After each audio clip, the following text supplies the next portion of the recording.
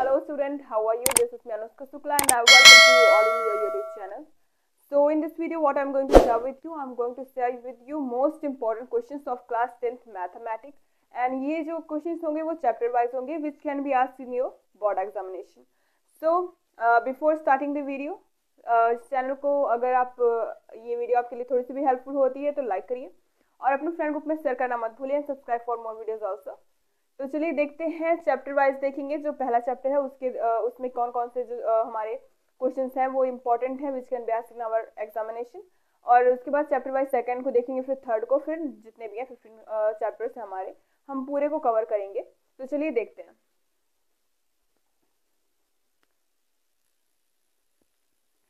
देखिए, तो जो पहला चैप्टर है हमारा वो है रियल नंबर। तो यहाँ पे जो लिखा हुआ है मैंने वो है रियल नंबर पे बेस्ड क्वेश्चंस जो हमारे एग्जाम में पूछे जा सकते हैं।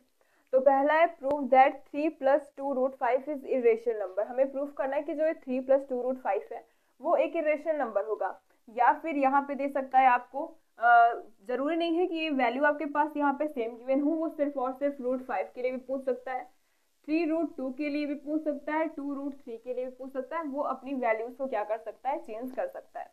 लेकिन अगर आपको पता रहेगा कि हाँ इस वाले को किस तरीके से सॉल्व करते हैं तो आप कर ले जाएंगे अगर आपको करना होगा तो।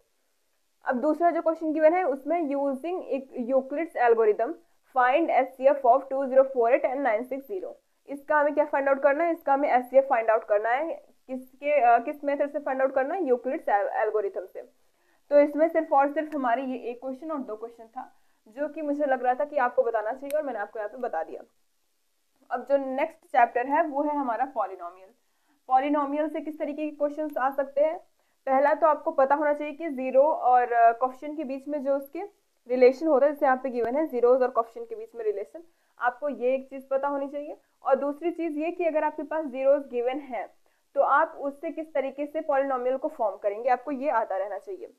तो यहाँ पे जो पहला क्वेश्चन है वो गिवन है फाइंड वैल्यू ऑफ पी। आपको पी की वैल्यू को फाइंड आउट करना है फ्रॉम, कोई आपके पास पॉलिनोमियल गिवन होगा, from polynomial x² + 3x + p। आपको यहाँ से p की वैल्यू को फाइंड आउट करना है कब, अगर आपके पास कोई एक जीरो गिवन है 2।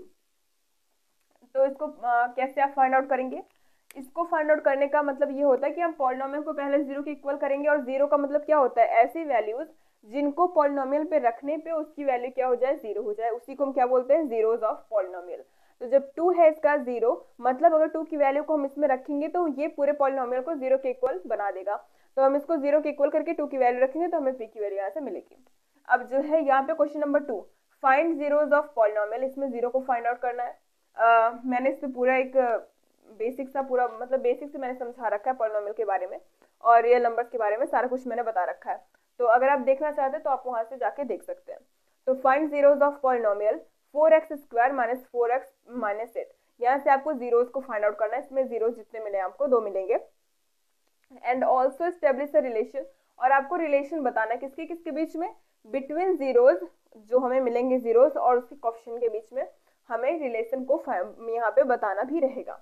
ये है हमारे पास क्या दूसरा क्वेश्चन है। अब तीसरा क्वेश्चन क्या कहता है, फाइंड क्वाड्रेटिक पॉलिनोमियल। हमें जो मैंने आपको बताया कि एक तो हमें रिलेशन बताने के लिए बोल दिया जाएगा, और दूसरा क्या कि आपके पास जीरोज है और आप उससे पॉलिनोमियल को फॉर्म करिए। तो यहाँ पे देखिए जीरोज हमारे पास 0, √5 गिवन है, उसमें हमारा फॉर्मूला होता है x² - α + β ऐसे करके। तो उसमें अगर आप अल्फा प्लस बीटा की जगह पे इन दोनों को रखेंगे तो आपको क्या मिलेगा, क्वाड्रेटिक पॉलिनोमियल आपको देखने को मिलेगा। तो कितने बच्चों को पता है ये रूट्स, मतलब जो हमारे पास जीरोज होते हैं उससे क्वाड्रेटिक पॉलिनोमियल को फाइंड आउट करने का फॉर्मूला, अगर आपको पता है तो आप कमेंट में बताइए। फिर चौथा क्या है, if zeros of polynomial x³ - 3x² + x + 1 are a - b, a और a + b। अगर हमारे इस इक्वेशन के या फिर इस पॉलिनोमियल के रूट्स हमारे पास गिवन है, या फिर बोल सकते हैं जीरोज गिवन है a - b, a और a + b, तो हमें क्या फाइंड आउट करना है, इन a और b की वैल्यूज को हमें फाइंड आउट यहाँ पे करना है। तो 3 टाइप के क्वेश्चन यहाँ पे जनरली देखने को मिले हमें। तो ये थे बेसिक से क्वेश्चन जो आपके एग्जाम में आ सकते हैं। अगर आपकी पकड़ इतने पे होगी तो आप कर ले जाएंगे जितने भी क्वेश्चन आपको देखने को मिलेंगे। तो आप इस सबको क्या करिए, नोट डाउन करिए। अब देखिए हमारे पास जो थर्ड चैप्टर है हमारा लीनियर इक्वेशन इन 2 वेरिएबल, ये मोस्ट इंपॉर्टेंट है। इसमें से जो मैंने यहाँ पे क्वेश्चंस लिख रखे हैं वो सारे के सारे एग्जाम में आ चुके हैं। तो यहाँ पे लिखा हुआ है the sum of the digit of 2 digit number is 9। हम मान लेते हैं कि ऐसे कोई दो नंबर है, 2 डिजिट का ऐसा नंबर है हमारे पास जिसका जो सम होगा वो 9 होगा, जैसे 54। तो 5 + 4 करेंगे 9, जस्ट एन एग्जाम्पल मैं आपको बता रही हूँ। और 9 times this number is twice. अगर हम इस नंबर जो हमारे पास 54 था समथिंग एक्स वाई मान के चलते हैं, अगर एक्स वाई को क्या करें हम उसका क्या करें 9 टाइम्स ले अगर, तो वो ट्वाइस होगा। किसके ट्वाइस के बराबर होगा? Reversing the order of the digit. अगर हम रिवर्स कर दें, जैसे 54 था तो उसका 45 कर दें, एक्स वाई था तो वाई एक्स कर दें, तो उसके रिवर्स करने पे उसके ट्वाइस से क्या होगा? इक्वल आएगा ये। तो उस नंबर को फाइंड आउट कीजिए जो एक्स वाई है, उसको हमें फाइंड आउट करना है। अब comparing the ratio, ratio compare करना है, a1/a2 is equals to b1/b2 is equals to c1/c2। Find out the whether the following pair of linear equation are consistent और इनकंसिस्टेंट। हमारे पास ये equation pair of linear equation हमारे पास given होगा। ये पेयर ऑफ लीनियर इक्वेशन सेम नहीं होगा आपके एग्जाम में, कुछ और भी करके आ सकता है। तो वहां पे आपको इन रेशियोज को फाइंड आउट करके क्या देखना होगा कि क्या ये कंसिस्टेंट है या इनकंसिस्टेंट है। तीसरा जो है ये वाला क्या करना है, हमें एलिमिनेशन मेथड से सॉल्व करना है। ये देखिए, draw the graph of the equation x - y + 1 is equal to 0, 3x + 2y - 12 is equal to 0, determine the coordinate of the vertices of triangle. अब इन दोनों से हम क्या करेंगे, एक ग्राफ प्लॉट करेंगे, किस पे? ग्राफ पेपर पे। तो उससे हमें क्या देखने को मिलेगा कि बीच में कोई एक ट्रायंगल बनेगा, उस ट्रायंगल के जो कोऑर्डिनेट होंगे वर्टिसेस के, उसको हमें फाइंड आउट करना होगा। ये सीबीएसई 2010 में आया हुआ है, ये 2016 में आया हुआ है। अब देखिए, a fraction becomes 9/11 if 2 is added to both numerator और डिनोमिनेटर। जब न्यूमरेटर और डिनोमिनेटर में हम 2 को ऐड करते हैं तो हमें 9/11 मिलता है। And again if 3 is added to both, अगर 3 को ऐड करते हैं न्यूमरेटर और डिनोमिनेटर में तो हमें 5/6 मिलता है। हमें क्या फाइंड आउट करना है? फ्रैक्शन, जो हमारे पास x/y कुछ फ्रैक्शन होगा उसको हमें फाइंड आउट करना है। इसको हमें सब्स्टिट्यूशन मेथड से करना है और ये सीबीएसई 2010 में आया हुआ है, आप इसको भी नोट डाउन करिए। अब हमारे पास जो चौथा चैप्टर है वो है क्वाड्रेटिक इक्वेशन। इसमें है a train travels 360 kilometre at a uniform speed. If speed had been 5 kilometre per hour more it would have taken 1 hour less for same journey for speed t. Find the speed of train। तो इसमें आपको speed of train find out करना है। 2019 में ये question आ चुका है। अब जो सेकंड है वो है B, solve x such that 1/a + b + x is equals to 1/a + 1/b + 1/x। यहाँ पे कुछ कंडीशंस दी हुई है और आपको बोला गया है कि क्या करिए, इसको सॉल्व करिए।